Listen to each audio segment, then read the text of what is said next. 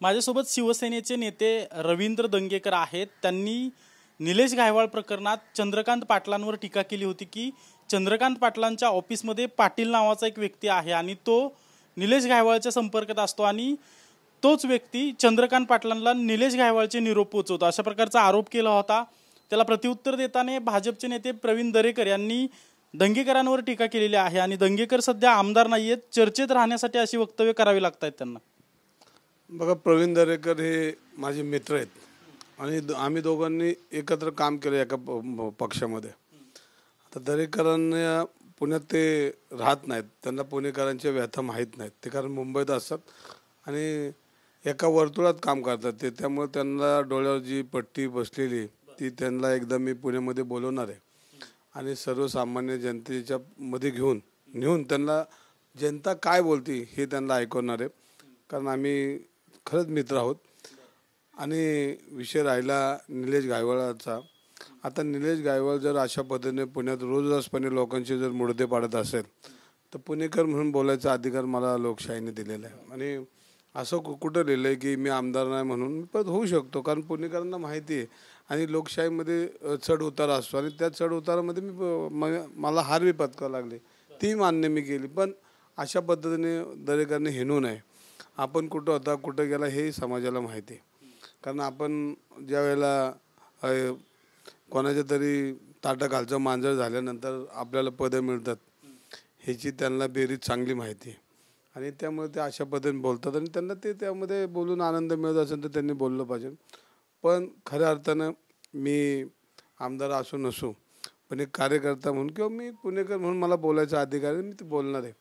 ह्याच्यामध्ये निलेश गायकवाड सारख्या नामचित गुंड आज पुणे शहरात 7-8 वर्ष झालं पाटील आपले चंद्रकांत दादा पाटील पुण्यात आले, त्यांना काही दिसत नाही का?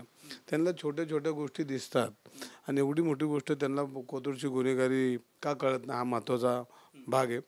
आणि मला तिथल्या जनतेला बी प्रश्न विचारायचा आहे, जर तुम्ही लाखांनी मतदान करता तर असे गुन्हेगार पाळायला तुम्ही परवानगी देता का? हा महत्त्वाचा आहे। आणि मला हा नेहमी प्रश्न पडतो की लोकांना हे आवडतं का? जर आवडत असेल तर मग ते लोकांच्या हिताचं आहे का? ह्या सगळ्या गोष्टीचा जनतेने बी विचार केला पाहिजे। चंद्रकांत दादा पाटलांच्या ऑफिसमध्ये समीर पाटील नावाचा कोणतरी व्यक्ती आहे आणि हा पूर्वी मोकातला गुन्हेगार आहे, हा सांगली सातारा साईडचा आहे हां, आणि ह्या तिथली गुन्हेगारी चालवतो। अनेक पोलीस अधिकाऱ्यांनी खंत व्यक्त केली की साहेब माझे चांगले मित्र आहेत की हा आमच्यावर दादागिरी करतो हां, आणि हा चंद्रकांत दादाचे फोन वापरून आमच्या बदल्यापर्यंत मी ह्याचा निर्णय ह्याच्याकडनं होतो आणि मग ह्याला कोण बोलणार आहे का नाही? आज मी परवा सगळी माहिती घेतली, अजूनही माझ्याकडे दुपारपर्यंत माहिती की आज समीर पाटील आहे कोण, हा पोलिसांना का दादागिरी करतो, गुन्हेगार का एकत्र करतो।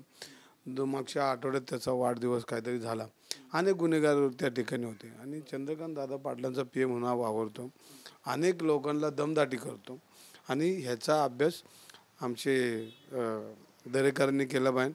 त्यांना त्या भागामध्ये मी फिरवतो आणि त्याच्यामध्ये त्यांना वाटलं तर ते माझी बाजू घेतील आणि नाही वाटलं तर ते मला विरोध करतील। पण ह्याच्यामध्ये खऱ्या अर्थाने मी जर खराच विरोध केला तर दादांना इतकं झोंबल की दादा परत मला नाही वाटत की माझ्यासारख्या कार्यकर्त्याच्या नादाला लागतील। निलेश गायकवाड आणि चंद्रकांत पाटील संपर्कात होते असं तुम्ही पाठीमागे म्हणला होता, हा समीर पाटील दोघांचा संपर्क करून द्यायचा, त्याचे काही पुरावे आहेत तुमच्याकडे? बघा, मी परत त्या दिवशी हे म्हणलो की पोलीस खात्याने या समीर पाटलाची चौकशी केली पाहिजे। मी खऱ्या अर्थानं अभिनंदन ह्यांचं करेन कमिशनरांचं की त्यांनी पुण्याच्या दादागिरीमध्ये आमच्या पूर्व भागामध्ये ज्या पद्धतीनं दादागिरी मोडायचं काम केलं त्यांचं मी स्वागत करेन। पण कोथरूडमध्ये ज्यांना जे दादागिरी करतात, जे लोकांना त्रास देतात, लोकांचे नरडे कापतात, अशा लोकांना पाठीशी घालताना जर दादा त्याच्यामध्ये मदत करत असेल तर हे मोठं पाप ते ह्या पुण्यात गेल्या काही दिवसापासून मामा कोथरूडमधील गुन्हेगारीचे प्रकार वाढलेले आहेत। निलेश गायकवाड असेल किंवा गजा मारण्याच्या टोळीतील लोक असतील यांची दहशत वाढवण्याचा त्यांच्याकडून प्रयत्न केला जातोय। या सगळ्यांना चंद्रकांत पाटील पाठीशी घालतायत असं वाटतंय? बघा मी परत एकदा म्हणतो, एका दिवसामध्ये नानापेठमधली आमच्याकडं अंधेगड टोळी एका दिवसात नसते नाबूद केलेलं चित्र या पुण्यातले लोकांनी पाहिलं. ह्यांनी हे का नाही झाले इतके वर्ष? हे का दादागिरी करतात? हे कोणाच्या आशा? नेमकं संरक्षण कोण देते मामा? तुम्ही पुणेकर म्हणून काय तुम्हाला वाटतं? मी आता म्हणतो ना, चंद्रकांत दादा पाटलांची जबाबदारी त्यांच्या ऑफिसमध्ये असलेला समीर पाटील नावाचा व्यक्ती शोधा, त्याला पोलिसांनी ताब्यात घेतलं पाहिजे, त्याची संपूर्ण चौकशी केली पाहिजे. हा पूर्वी मोकामधला आरोपी होता आणि हा मोकामधला आरोपी असल्यामुळं याची चौकशी करा आणि या चौकशीत सगळ्या पोलिसांना कळेल आणि खाजगी स्थानिक पोलिसांची माहिती घ्या की अशा पद्धतीने तो दादागिरी करतो. पोलिसांच्या बदल्या करण्यापर्यंत ह्याचा होरा असतो. हे सगळं चंद्रकांत पाटलांच्या आशीर्वादाने सुरू आहे. अहो हे त्यांचं पे म्हणून काम बघतो ना आणि हे सगळे समन्वय तो घडवून आणतो. त्यामुळे ह्याच्यामध्ये पूर्णपणे जबाबदारी चंद्रकांत दादांची आणि चंद्रकांत दादांनी वेळेत हे आवरलं पाहिजे. तुम्हाला निवडणुकीमध्ये त्यांचा फायदा होत असेल पण हा फायदा पुणेकरांच्या हिताचा नाही. कधीतरी भविष्यामध्ये इतिहास लिहिला जाईल आणि त्या इतिहासामध्ये चंद्रकांत पाटील हे 10 वर्ष सांगली कोल्हापूरला येऊन इथं आमदार झाले आणि आमदार होऊन त्यांनी काय पुणेकरांना देतो गुन्हेगारी दिली हे लोकांमध्ये कायम त्यांच्याबरोबर चर्चा राहील. गंभीर आरोप करताय चंद्रकांत पाटलांनी पुणेकरांना गुन्हेगारी दिली. मग आपण बघा ना, तुम्ही जर आज त्यांची भाषणं काढा, तुम्ही एक एक माणसावर एक एक विरोधकांनी इतकी प्रचंड टीका केली जाते आणि त्याला नसते नाबूद केलं जातं. त्याच्या पार घरादारावर नांगर फिरवला जातो आणि मग गुन्हेगारांवर काय होतं हा महत्त्वाचा प्रश्न आहे. आणि याला दादांनी जर हे पाप जर लवकर धुवून नाही टाकलं तर भविष्यात हा काळा डाग त्यांच्या आयुष्याला मरेपर्यंत मेल्यानंतर बी लागेल हा माझ्यासारख्या कार्यकर्त्याला वाटतं. पोलिसांनी निलेश घायवळच्या घराची झाडाझडती घेतली कोथरूडमधील आणि त्या घरात पोलिसांना जिवंत काडतुसं आढळून आलेत. ह्याच्यामध्ये पोलिसांनी तपास केले पाहिजे. जिवंत काढतो नाही, जिवंत माणसं काढलेली लक्षात येतील.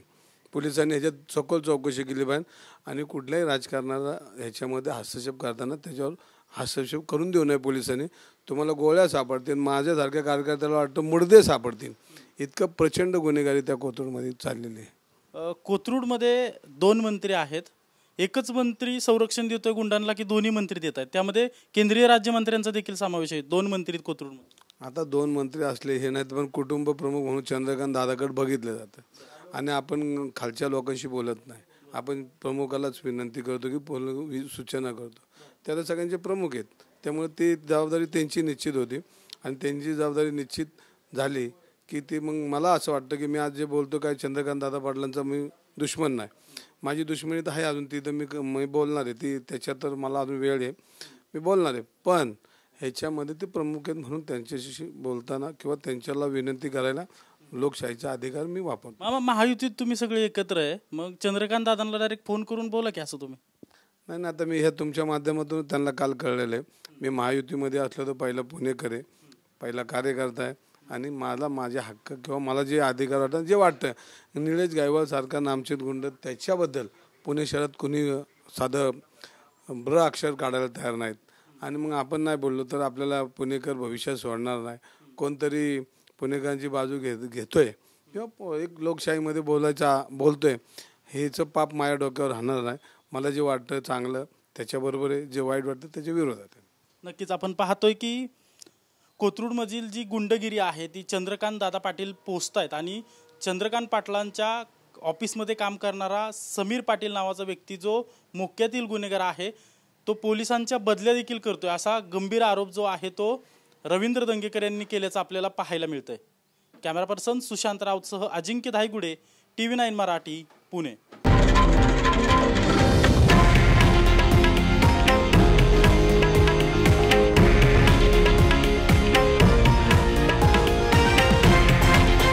हे आहे देशातील नंबर 1 न्यूज नेटवर्क आणि आपण पाहत आहात TV9 मराठी, एकमेव.